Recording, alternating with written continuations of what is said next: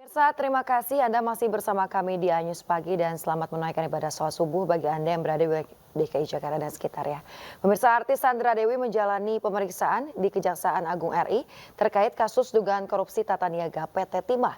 Setelah diperiksa sekitar 5 jam, pemirsa, Sandra Dewi minta didoakan dalam kasus yang menjerat keluarganya.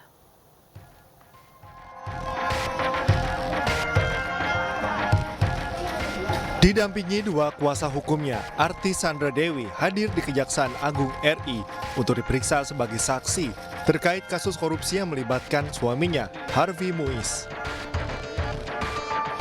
Kejagung meminta keterangan Sandra Dewi untuk memilah keterkaitan rekening yang telah diblokir oleh Kejagung beberapa waktu lalu. Dalam rangka untuk memilah mana yang diduga ada kaitannya dengan tindak pidana yang diduga dilakukan oleh saudara HM dan mana yang tidak terkait, sehingga diharapkan kita tidak melakukan tindakan kesalahan dalam penyitaan. Setelah diperiksa sekitar 5 jam, istri Harvey Muiz itu tidak berkomentar banyak di hadapan awak media yang mencegatnya.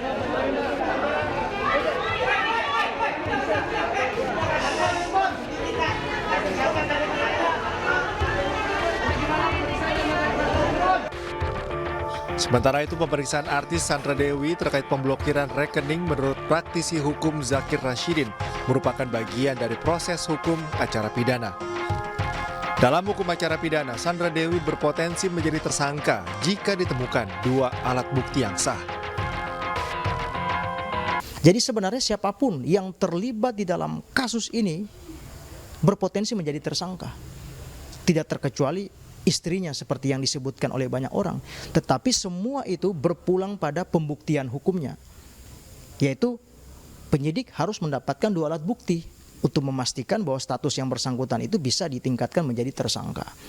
Tetapi selama tidak ada bukti yang cukup untuk menjerat istri sebagai tersangka, maka penyidik pun juga tidak bisa melakukan itu. Dalam kasus dugaan korupsi PT Timah, Kejagung RI telah menetapkan 16 tersangka, diantaranya Crazy Rich, Harvey Muiz, dan Helena Lim. Kasus ini merugikan negara dengan nilai fantastis hingga 271 triliun rupiah dan diduga masih akan terus bertambah. Dari Jakarta, tim liputan iNews melaporkan. Pemirsa, gaya hidup suami Sandra Dewi, Harvey Muiz, menjadi perbincangan usai ditetapkan tersangka dugaan korupsi PT Timah. Kerugian lingkungan dalam kasus korupsi itu ditaksir mencapai 271 triliun rupiah.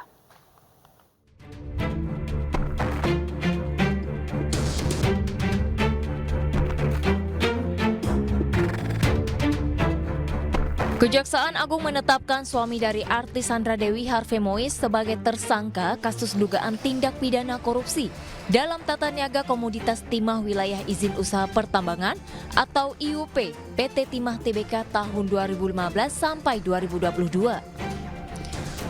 Harvey Muiz dikenal sebagai pengusaha batubara. Harvey menikah dengan Sandra Dewi pada November tahun 2016 dan dikaruniai 2 orang anak.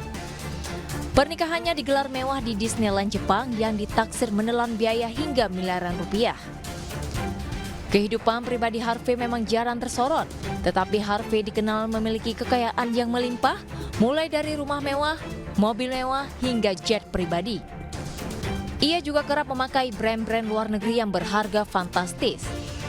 Salah satu anak mereka, Rafael Muiz, sempat menjadi sorotan karena mendapat hadiah jet pribadi saat ulang tahun yang pertama. Tidak hanya di dalam negeri, Harvey Muiz dan Sandra Dewi juga memiliki hunian mewah di Australia. Mereka juga kerap pergi liburan ke luar negeri mulai dari Prancis, Italia, dan banyak negara lainnya. Harvey juga kerap memberi hadiah mewah kepada istrinya. Bahkan baru-baru ini viral Harvey memberi kado ke Sandra Dewi berupa mobil mewah senilai 25 miliar rupiah. Mobil ini nyatanya menjadi salah satu dari 2 mobil yang disita Kejagung RI saat menggeledah rumah mewah Harvey Muiz di kawasan Pakubuwono, Kebayoran Baru, Jakarta Selatan. Selain 2 mobil mewah, petugas juga menyita sejumlah barang elektronik dan dokumen-dokumen terkait kasus ini. Sejumlah rekening Harvey Muiz juga telah diblokir untuk menelusuri adanya tindak pidana pencucian uang. Tim iNews melaporkan. Pemirsa, tim penyidik Jampitsus Kejagung telah menetapkan 16 orang tersangka kasus dugaan korupsi tambang timah ilegal di wilayah izin usaha pertambangan PT Timah tahun 2015 hingga 2022. Selain Harvey Muiz dan Crazy Rich Pik Helena Lim, para tersangka merupakan pengusaha dan juga petinggi perusahaan tambang swasta.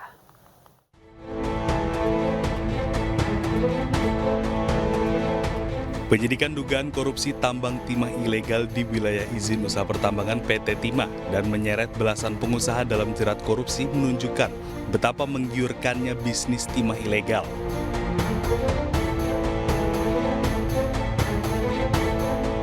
Kejaksaan Agung telah menetapkan 16 tersangka. Harvey Muiz, suami aktris Sandra Dewi, merupakan tersangka ke-16.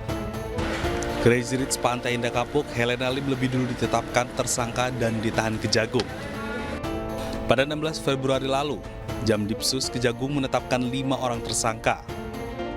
Mereka adalah Mohtar Riza Fahlevi, Direktur Utama PT Timah 2016-2021, Emil M. Rinda, Direktur Keuangan PT Timah, pengusaha tambang di Pangkalan MB Gunawan dan Suwito Gunawan, serta Direktur Utama CV VIP berinisial Hasan Cihi. Tersangka lainnya adalah Direktur Operasional PT Timah Alwin Albar, serta pihak swasta lainnya yakni Kwang Yung, Robert Indarto, Tamron alias Aon, Ahmad Albani, Suparta, Reza Ardiansyah, Rosalina, dan Tony Tamsil. Kejagung masih terus menelusuri aset 16 tersangka. Akibat korupsi tersebut, nilai kerugian negara mencapai 271 triliun rupiah. Pemirsa, legislator Komisi 6 DPR mendukung Kejaksaan Agung mengusut tuntas kasus dugaan korupsi tata kelola timah di kawasan IUP PT Timah Tbk pada 2015 hingga 2022. Legislator Komisi 6 DPR RI Herman Hairon memandang kinerja emiten BUMN pertambangan PT Timah Tbk hancur lebur akibat skandal korupsi yang melibatkan mantan pejabat perusahaan. Herman menyebut dalam rapat dengar pendapat Komisi 6 dengan Direksi PT Timah Tbk Selasa lalu, Direksi PT Timah terlihat tidak siap saat melakukan paparan. Kejagung didorong untuk mengusut tuntas hingga ke akar permasalahan, termasuk jika terdapat aktor intelektual yang mendalangi kejahatan yang terjadi di lingkungan PT Timah. Herman meyakini kejahatan yang terjadi di PT Timah tidak hanya berhenti pada korupsi, melainkan juga terdapat indikasi tindak pidana pencucian uang. Oleh karenanya kami meyakini bahwa persoalan PT Timah ataupun korupsi di PT Timah ini juga terkait dengan TPPU. Pasti alirannya sudah kemana-mana. Dengan uang sebesar 200 ataupun valuasi dengan valuasi 271 triliun, ini bukan nilai yang sangat rendah, ini fantastik dan pasti alirannya kemana-mana. Oleh karenanya sudah semestinya menurut saya ini harus memang dijerat oleh pasal terkait dengan TPPU. Nah, kalau ini bisa dilakukan, tentu aparat penegak hukum bisa menjerat siapapun yang terlibat dalam rangkaian kejahatan di kawasan PT Timah. Kita ke informasi lain, pemirsa. Tim hukum Prabowo Gibran kembali mengatakan penjelasan tim hukum Anies Muhaimin dan juga Ganjar Mahfud berisi asumsi. Oto Hasibuan menilai keterangan ahli di persidangan membantah bahwa petunjukan pejabat daerah yang dituduhkan untuk memenangkan Gibran tidak terbukti. Selama ini kan dinarasikan ya bahwa adanya PJ penjabat ya yang ditunjuk menjadi kepala daerah di daerah ini dinarasikan oleh pihak pemohon seakan-akan itu adalah suatu upaya untuk memenangkan Gibran dan Prabowo Gibran. Tetapi ternyata asumsi-asumsi yang mereka buat itu tadi terpatahkan. Kenapa? Terbukti ahli menerangkan bahwa di Aceh itu ternyata baru kita tahu juga penjabat-penjabat itu, PJ-PJ itu paling banyak di Aceh. 23 dari 24 jumlah PJ ya penjabatnya. Ternyata 02 kalah di sana. Ya kan? Demikian juga di Bengkulu. Paling banyak itu PJ-PJ di sana. Ya. Kemudian juga di Sumatera Barat gitu ya. Jadi ini membuktikan bahwa tuduhan mereka itu tidak benar, patah gitu loh. Pemirsa, Ketua Tim Hukum Ganjar Mahfud Tolong Mulia Lubis menyebut proses Pilpres Pemilu tidak bisa dipisahkan dari pra-pencoblosan, pencoblosan dan juga pasca pencoblosan. Hal itu membuat kewenangan Mahkamah Konstitusi menjadi sempit dalam penghitungan suara di persidangan sengketa Pilpres 2024. Nah, dari beberapa hari sidang, satu isu yang paling menonjol ke depan adalah kewenangan MK dalam menangani sengketa Pilpres. Kutubnya ada dua. Kutub pertama selalu fokus pada kewenangan MK yang sempit dalam konteks penghitungan suara, perbedaan perolehan penghitungan suara. Nah, kami menolak argumentasi itu. Kenapa? Karena proses Pilpres pemilu itu tidak bisa dipisahkan dari proses pra pencoblosan, pencoblosan dan pasca pencoblosan. Oleh sebab itu kami meminta Mahkamah Konstitusi melihat itu secara holistik. Dan kedua, ada persepsi yang sempit, yang salah kaprah bahwa persoalan TSM itu tidak ditangani oleh MK. Dia ditangani oleh Bawaslu. Ini juga salah kaprah. Kami tetap melihat bahwa persoalan TSM itu merupakan bagian dari kewenangan MK. Kalau kita membaca pasal 22E Undang-Undang Dasar 45 dan pasal 24C ayat 1 Undang-Undang Dasar 45. Kita mesti kembali ke sana sebagai hukum. Tim Hukum Timnas Amin, Refli Harun, menyatakan semua ahli yang diajukan paslon 02 rontok di persidangan. Hal itu terlihat dari jawaban hakim yang meminta kualitas pembuktian, bukan hanya kuantitas. Apa yang bisa teman-teman lihat? Itu udah tertolak. Tertolak oleh pernyataan hakim MK sendiri di persidangan, ya. Prof. Saldi mengatakan, coba lihat itu kualitatif atau kuantitatif? Kualitatif. Selesai sudah. Yang kedua adalah, ternyata selama ini dalam sengketa Pilpres, MK itu tidak pernah mengabaikan yang kualitatif. Tidak pernah. Baik pada putusan pertama 2004 maupun putusan terakhir 2019. Soalnya belum meyakinkan untuk dimenangkan. Jadi pada 2004 hal kualitatif itu sudah dijawab oleh MK. Jadi MK tidak terhalang untuk menyidangkan hal-hal yang sifatnya kualitatif kalau itu berkaitan dengan prinsip-prinsip pemilu yang luber dan jurdil. Pada 2019 MK menjawab komplain tentang Ma'ruf Amin yang sifatnya kualitatif. Makanya saya katakan dari 6 ahli ini sia-sia. Mudah-mudahan 6 ahli itu tidak dimarahi oleh paslon 02 ya. Pemirsa, Ketua MK Soehartoyo menyentil ahli dari kubu Prabowo Gibran, Margarito Kamis, yang hanya ngegas untuk pertanyaan yang ia kuasai saja. Pernyataan Ketua MK ini mengundang gelak tawa.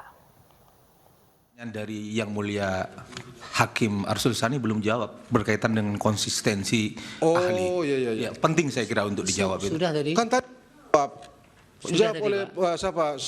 Jawab oleh Prof. Saldi tadi itu. Saya punya Yang Mulia. Yang udah. Dari pemohon 2 yang 2 tadi. Coba diulang lagi supaya cepat, singkat saja. Ya, adanya kekosongan hukum di perkara TSM itu. Tidak, saya tidak menganggap ada kekosongan hukum. Sama sekali tidak menganggap ada kekosongan hukum. Baik, karena ahli itu kadang-kadang kalau tidak yakin bibir-bibir ditinggal itu. Nah, yang digas itu yang betul-betul dia kuasai itu. Itu ahli di mana-mana begitu. Ah, ini Pak Toyo juga ini.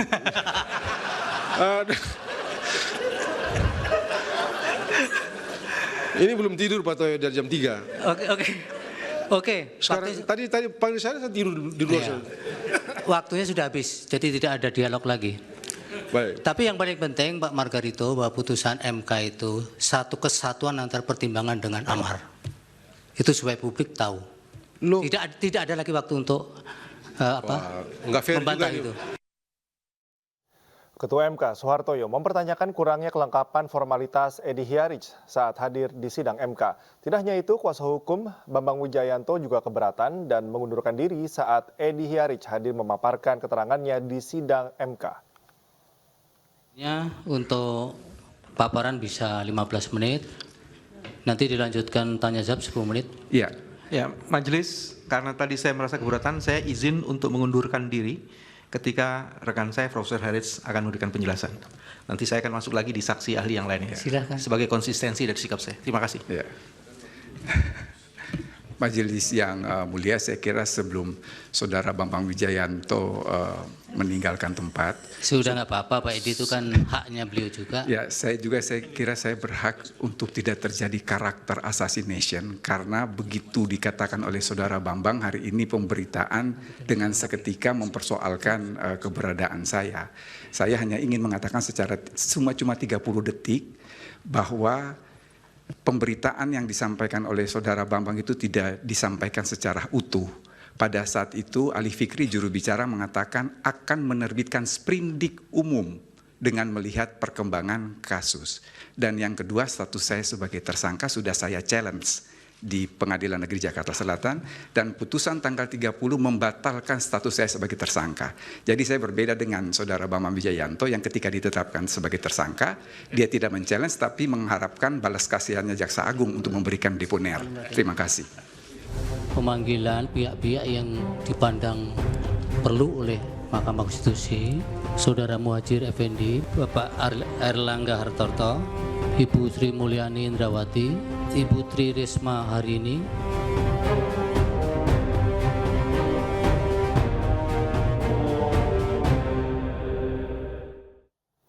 Pemirsa, hari ini Mahkamah Konstitusi akan memanggil 4 Menteri Presiden Jokowi untuk menjadi saksi di sidang sengketa hasil Pilpres 2024. Mereka adalah Menko Perekonomian Erlangga Hartarto, Menteri Keuangan Sri Mulyani, Menteri Sosial Tri Risma Harini, dan juga Menko PMK Muhajir Effendi.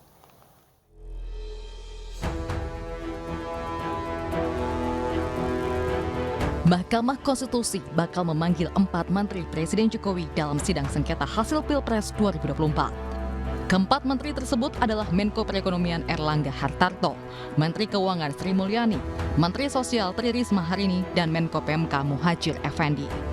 Selain keempat menteri tersebut, Mahkamah akan turut memanggil pihak Dewan Kehormatan Pemilu atau DKPP pada sidang lanjutan Jumat 5 April 2024. Hari Jumat akan dicadangkan untuk pemanggilan pihak-pihak yang dipandang perlu oleh Mahkamah Konstitusi berdasarkan hasil rapat yang mulia para hakim tadi pagi.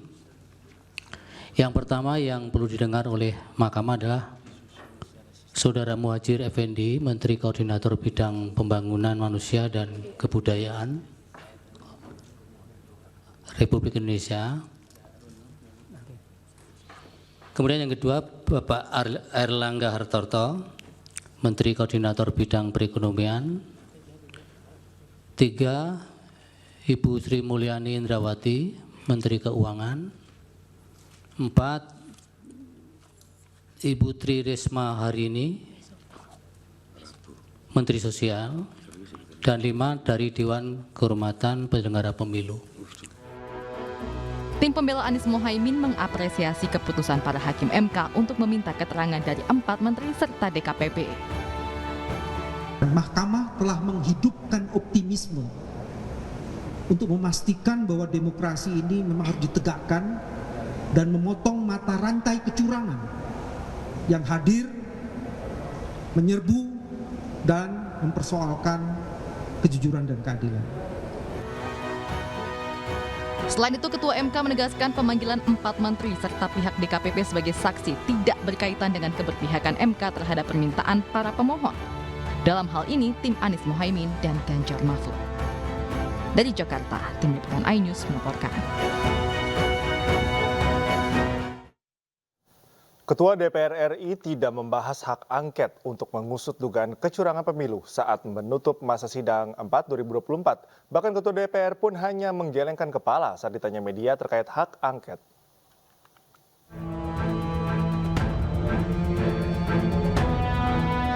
Wacana hak angket untuk mengusut dugaan kecurangan di Pilpres 2024 belum juga terwujud. Bahkan hingga Dewan Perwakilan Rakyat menutup masa sidang 4 tahun 2024, sejumlah fraksi partai politik yang berencana menggulirkan hak angket tak lagi bersuara. Begitupun dengan Ketua DPR RI, Puan Maharani. Puan hanya geleng-geleng kepala saat ditanya awak media mengenai nasib hak angket tersebut. Bisa dijelaskan apakah memang ini ada usulan atau memang sedang dibahas gitu. Itu aja sih Mbak, terima kasih. Nggak ada itu. Yang MD3-nya nggak ada ya Mbak? Kalau yang hak angket Mbak?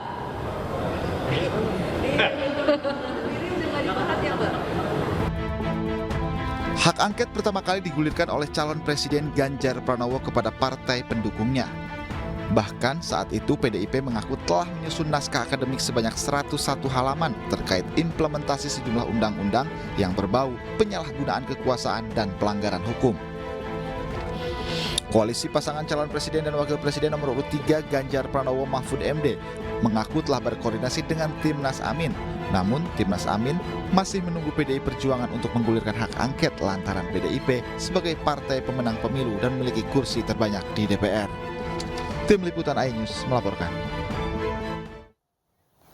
Pemirsa, Ketua DPP PDIP Puan Maharani memberi tanggapan soal rekonsiliasi dengan kubu Paslon 2 pasca pertemuannya dengan Ketua TKN Prabowo Gibran Roselani saat berbuka puasa bersama beberapa waktu lalu. Saat konferensi pers pemirsa, Puan juga ditanya soal keanggotaan Jokowi di PDIP. Ini kan bulan Ramadan, bulan untuk selalu bisa bersilaturahmi. Dalam rangka bulan Ramadan bersilaturahmi, apalagi banyak sekali acaranya itu acara tadarusan, acaranya acara khataman Quran, acaranya bukan hanya sekedar makan-makan silaturahmi saja. Jadi sebagai sahabat, sebagai teman, silaturahmi itu tidak akan pernah salah, tidak akan pernah tidak dilakukan, apalagi di bulan Ramadan. Apakah akan dilanjutkan dengan pertemuan dengan Pak Prabowo, Mbak? Insya Allah selalu akan dilakukan silaturahmi dengan siapapun, insya Allah. Sedikit soal isu politik ya Mbak, ini kan Pak Hasto kemarin sempat menyenggol kembali Pak Presiden Jokowi yang dimana katanya Pak Presiden pengen ngambil kursi juga di PDIP. Ini sebenarnya kondisi ataupun keanggotaan Pak Jokowi di PDIP sendiri seperti apa sih Bu? Dikit aja Bu. Oke, terima kasih Bu Puan.